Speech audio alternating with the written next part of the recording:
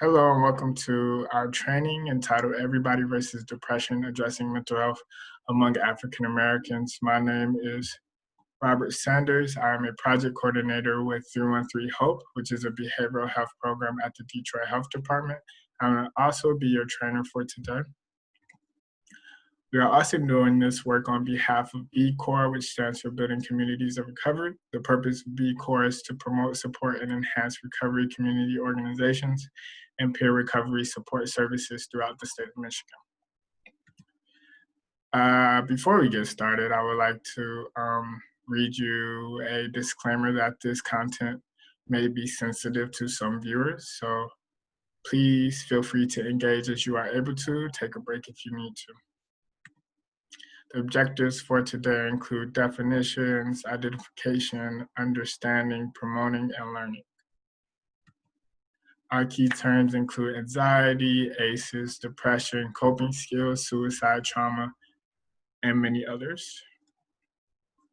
Before we get into our definitions and defining things like mental health and depression and suicide, I want you guys to look at this data that I've found. So in 2018, almost 14% of the US population identified as African American. Also in 2018, more than 1 in 5 of the 46 million African Americans living in the United States lived in poverty. And as I'm sure you guys already know, poverty has a way of negatively impacting an individual's mental health and can result in psychological trauma. Also, African Americans are 20% more likely to experience serious trauma in general when compared to other races. So, with this being said, what contributes to Black mental health disparities? The answer includes a lot of things, like mental health services, access to mental health services, housing, and some income security, education or lack thereof. Discrimination is also a big part of mental health disparities, particularly in Michigan, particularly in Detroit. Okay, so we talked about disparities for a little bit. I think we should also clearly define what mental health is. According to mentalhealth.gov, mental health is a combination of emotional, psychological, and social health and affects how someone thinks, feels, and acts. Furthermore, it's very important that you consider trauma when defining mental health because trauma has a tremendous impact on an individual's mental health. So we're going to take a quick pause and we're going to watch this video that better explains what trauma is and how it affects mental health.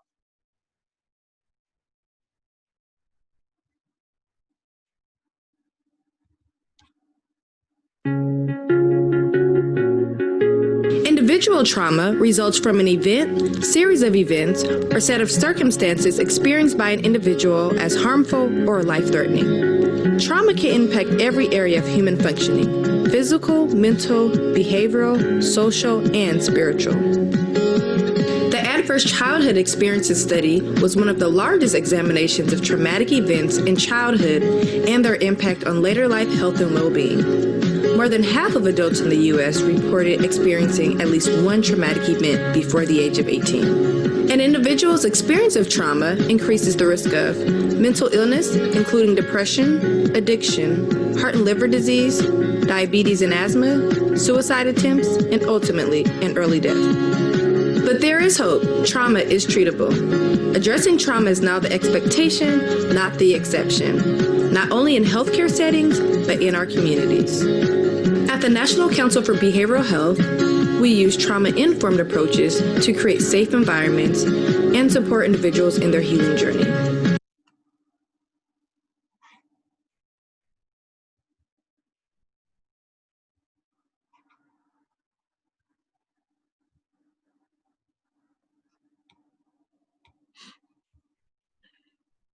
All right, welcome back, guys. I hope you enjoyed that short video. Now we're going to move on from mental health and defining trauma to talking about ACEs, or adverse childhood experiences, which the video did explain a little bit.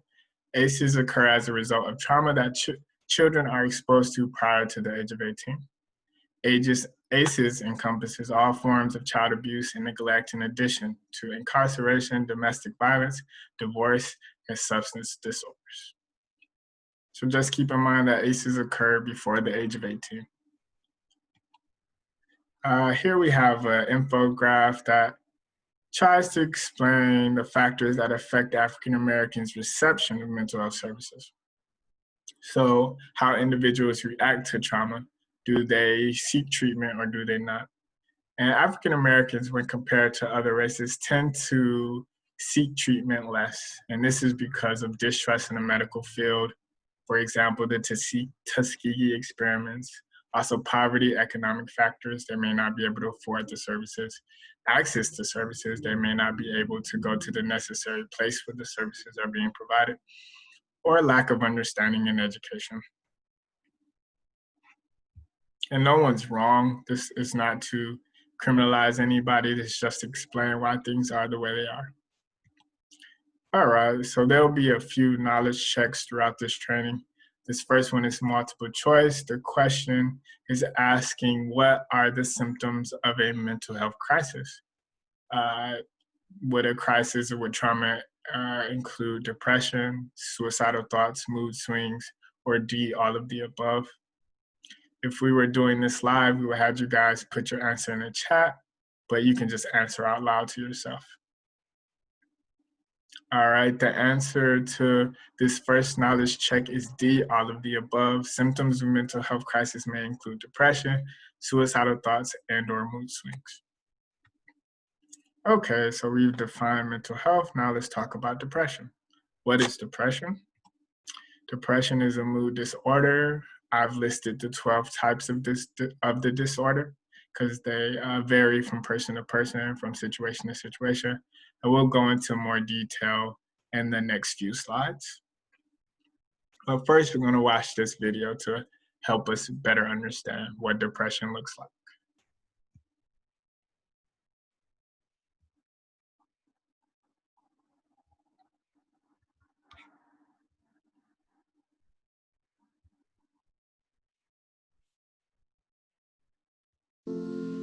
The information provided is intended for your educational benefit only and does not represent medical advice. Talk to a healthcare professional about your or your loved one's illness to discuss appropriate treatment options. What is depression? Depression isn't just about feeling down. It's a very real illness that affects the brain. The main symptoms of depression that most people are familiar with include feeling sad, dispirited, or full of despair. A person may experience anhedonia, which means the inability to feel pleasure in fun activities. Other important signs of depression include lack of energy and motivation, a general loss of interest, decreased appetite, and insomnia. Depressed individuals may lose confidence in themselves and experience feelings of worthlessness. They may have difficulty assuming responsibility for household tasks or going to work. People suffering from depression may be extra sensitive to negative comments because of their feelings of worthlessness and may also become socially withdrawn. Sometimes they don't believe that their situation can ever be improved or that they don't deserve to feel better. Depressed individuals may describe other symptoms, including tearfulness, irritability, negativity, obsessively thinking about something, anxiety, phobias, excessive worry over physical health, and complaints of body pain, like headache, joint, or abdominal pain. Depression can begin either suddenly or gradually. An untreated episode of depression can last anywhere from just a few weeks to as long as several years.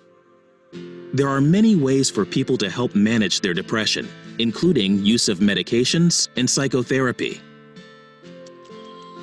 Browse the videos on this site to hear stories from people living with depression and those who care for them.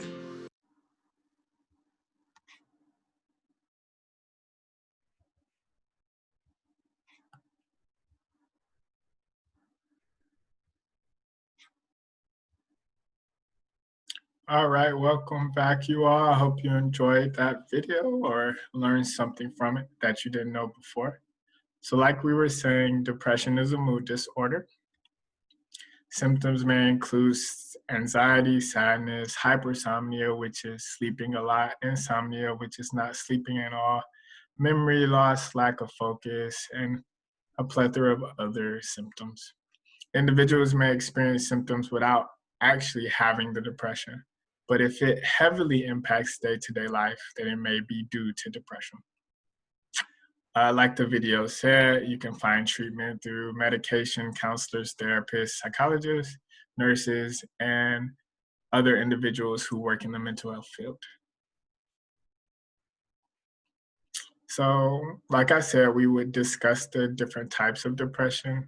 So, some of the major ones include major depressive disorder, persistent depressive disorder, and bipolar disorder.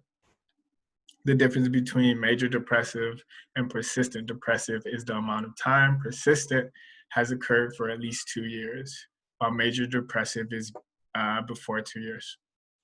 So, a month, 2 weeks, 3 months, that's major depressive.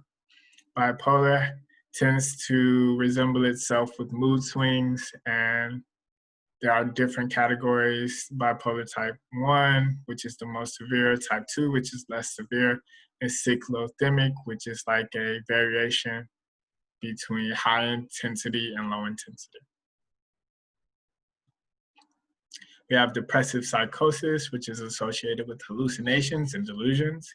We have perinatal depression, also known as postpartum, which has to do with pregnancy or within the 4 weeks of childbirth.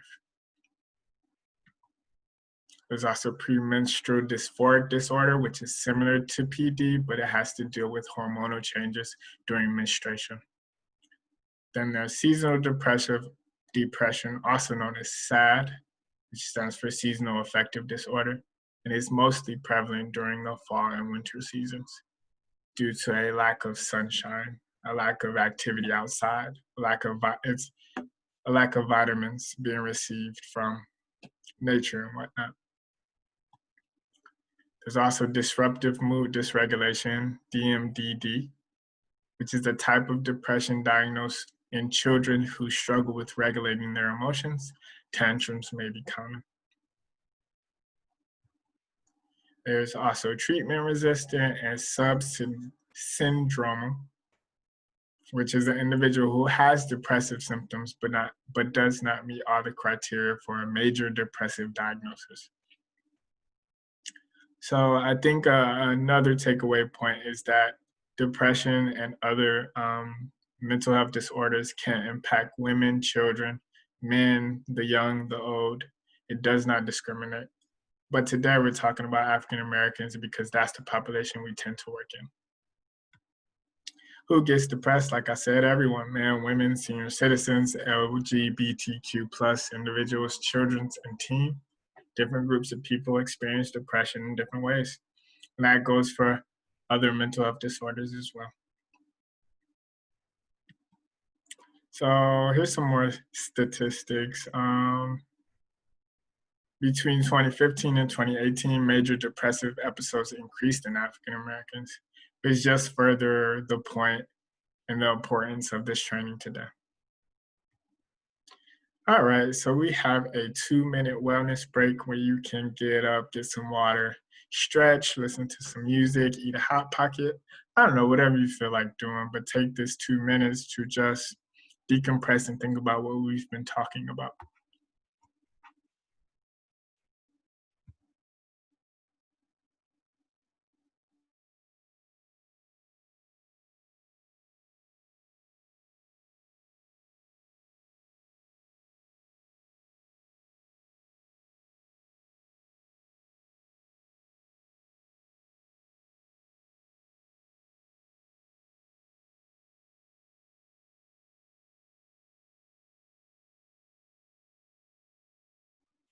All right, guys, welcome back. I know that break was a little shorter than 2 minutes, but I think we can move on to the next subject matter. What is anxiety? Anxiety is fear caused by an emotional trigger. for example, presenting a PowerPoint, presenting a training.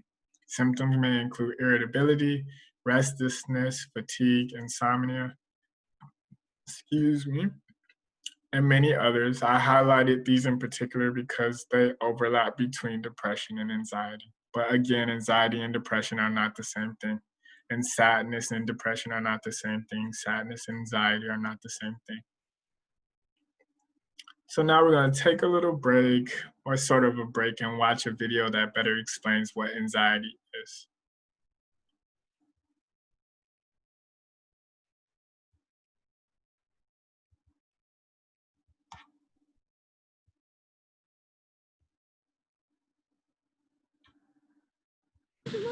It's the most popular mental disorder in the United States.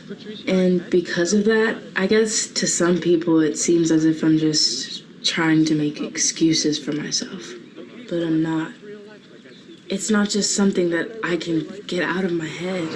My brain goes from 0 to 160 miles per hour in the blink of an eye. I'm stuck in a race car that I simply cannot get out of, begging for them to stop speeding. But instead, I'm begging my mind. It feels like tabs continually open on my computer. They won't go away when you try to close them. More and more just open up in my mind. More and more thoughts that I can't control.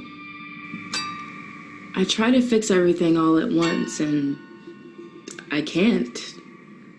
But that's not what the voices in my head tell me. No matter what people say, I can't force them out. It's not that simple. When you're not allowed to get proper medication, you search for anything to help. But it doesn't stop completely.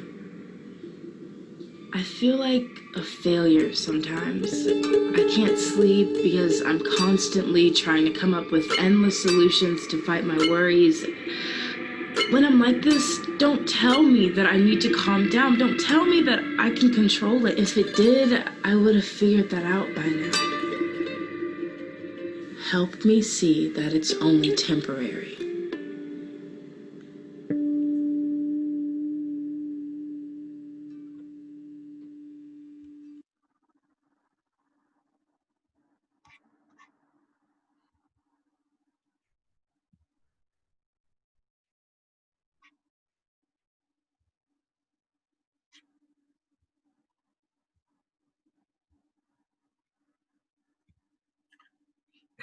Okay, welcome back, guys. So that video was just a representation of what it looks like, what it feels like to deal with anxiety. And now we're going to move on from anxiety to grief. What is grief?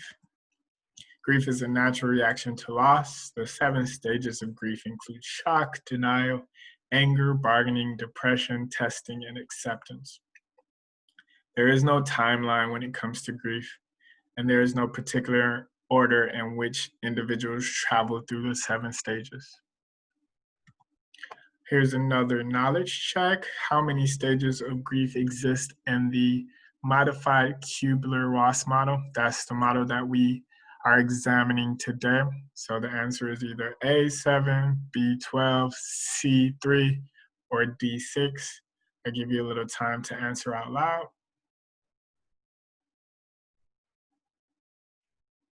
Correct. The answer is A7. There are 7 stages of grief in the modified Kubler-Ross model. These stages include shock, which is initial confusion, denial, disbelief, anger, and emotional response to loss.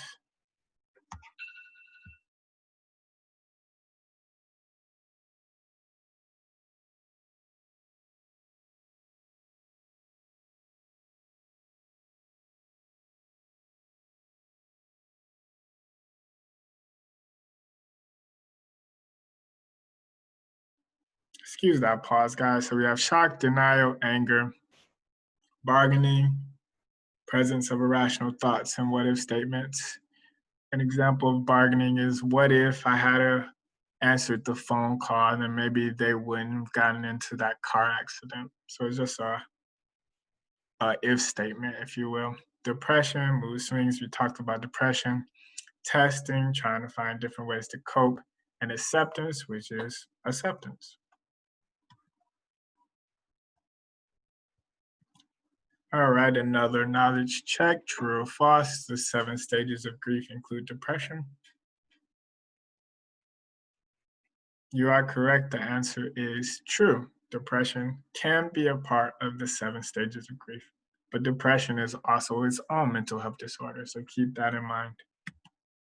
Okay, so aside from grief, individuals may also deal with suicide.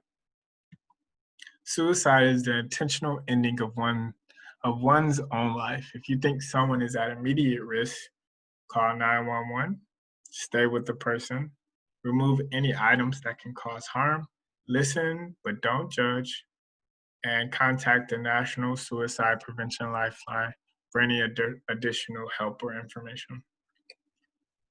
So we're going to transition over to our last video for the day that showcases suicide in everyday life, or showcases what an individual who may have suicidal thoughts looks like.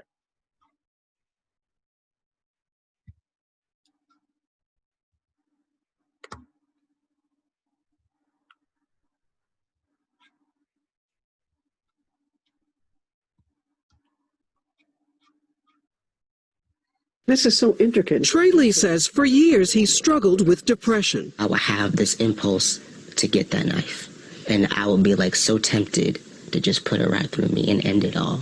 At 13, he attempted suicide. I just noticed my arm was bleeding. I noticed I had a knife in my hand, and I didn't know what in the world I was doing. Trey's battle is a reality for far too many children, especially blacks. A recent study shows suicide rates for black children aged 5 to 12 were 2 times higher than white kids of the same age. Kathy Williams has made it her mission to help. I will not stop, and especially in the black community, because we don't think it happens to us. The pain is just as powerful today as it was Yes, it in is. 19.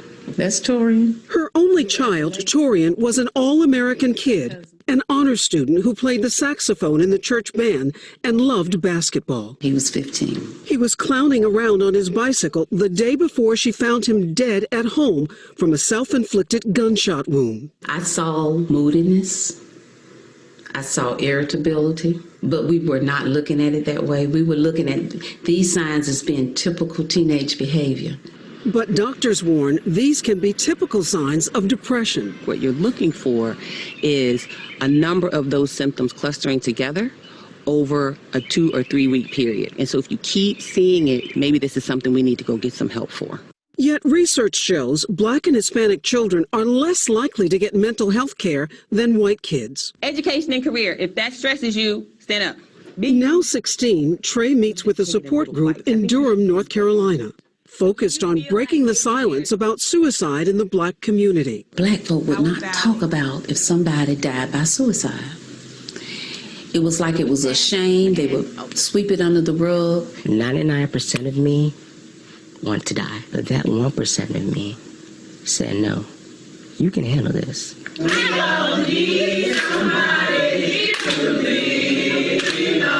And he found a community of support. So, Rahima, you said it's happening primarily in black kids 5 to 12. What's going on? What's different?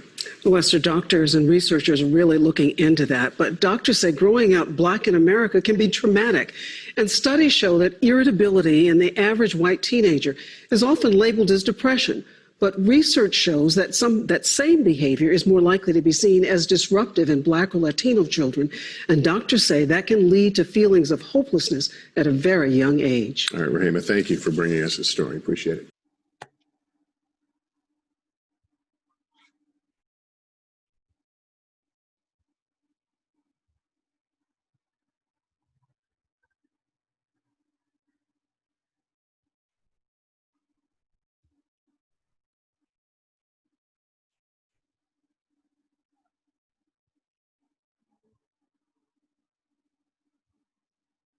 Okay, welcome back, guys. Thank you for sitting through that video. Again, it was just to showcase how An everyday individual, particularly an African American, might deal with suicide, and it also showcases the power of unity, the power of treatment, and awareness. So here are some statistics as it relates to suicide in 2014. Nearly 2,500 African Americans died by suicide. A majority of those were male. And also in 2014, males accounted for over 80% of suicides completed by elderly African Americans, and that's ages 65 and up. Furthermore, in 2017, suicide was the second leading cause of death for African Americans ages 15 to 24. And we're not presenting these facts to scare you. We're presenting these facts just so you are also aware of what our communities are dealing with every day. So we also want to debunk some myths about suicide. Suicide is not hereditary. And suicide is not just common in young individuals from higher or lower socioeconomic status areas. Okay, so on a lighter note, I know we've been talking about some heavy subject matter, but on a lighter note, we want to make you all aware of positive coping skills, also known as healthy behaviors, that can include diversions, social activities, cognitive activities, tension releasers, physical activities, spiritual activities, or just not doing anything at all and limiting your setting. Particularly, I want to talk about limited setting, which can take the shape or the form of canceling plans. If you know that that environment or individuals there might trigger your disorder, might trigger my disorder, someone's disorder, it's okay to remove yourself from that situation. It's okay to sleep as long as it's the recommended amount of sleep and you're sleeping in a healthy fashion. Meditation, reading a book, all these things, when done correctly, can be positive behaviors that combat disorders. Okay, here's another knowledge check. True or false? It is best to use a quiet, non-judgmental tone of voice when speaking with someone who is experiencing or has recently experienced a trauma, or someone who is having suicidal thoughts. I'll give you some time to answer this question, true or false. You guys are correct once again. The answer is true. It is best to use a quiet, non-judgmental tone of voice when speaking with someone who is experiencing trauma or suicidal thoughts.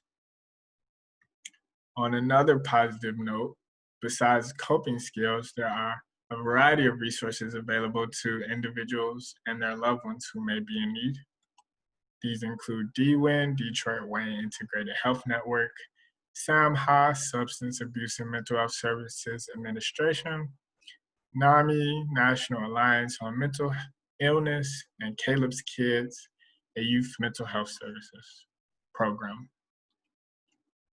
Also, we would like to highlight Detroit Recovery Project, DRP Inc. And their goal is to strengthen, rebuild, and empower communities affected by drug and alcohol addiction and other underserved populations. And we brought these individuals up because they do mental health services as well, because disorders and trauma and drug abuse can sometimes go hand in hand. So shout out to DRP.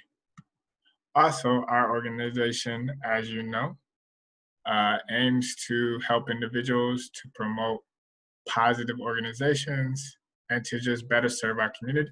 So 313 Hope Detroit. You can follow us on Instagram, Facebook, Twitter at 313 Hope Detroit. Also, our email is provided here, 313hope@detroitmi.gov.